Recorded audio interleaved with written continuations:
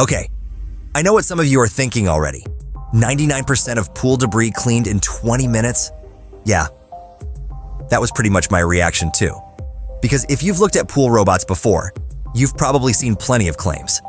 Better navigation, stronger suction, longer runtime. Everybody says their robot is smarter than the last one. So when I heard that about the new iGarden M1-55 AI, I wasn't immediately sold. What got me curious wasn't even the cleaning claim. It was the fact that this thing uses cameras underwater. That sounded interesting. Apparently, it's supposed to identify debris, figure out where it needs to go, and adjust its route as it cleans. At least that's the idea. So I figured there's only one way to find out. Throw it into a dirty pool. Not a perfectly maintained pool. Not one cleaned 5 minutes before filming. An actual pool with leaves on the bottom, dirt scattered around, random debris that shouldn't be there, but somehow always is. I even tossed in some small stones because why not? If we're testing it, let's actually test it. So the clock starts. 20 minutes. Let's see what happens. The first thing I noticed wasn't the cleaning. It was the movement. You know how some pool cleaners seem to spend half their lives changing direction? They'll hit a wall, turn, wander somewhere else, then come back and do almost the same thing again. This wasn't really doing that. It would head somewhere, clean that section, then move on.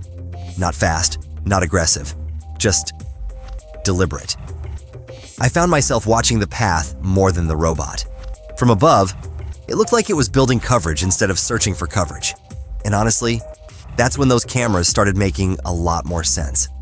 You could see it react to things, not in some sci-fi movie way, just enough that it felt different from the usual random back and forth you get from a lot of cleaners.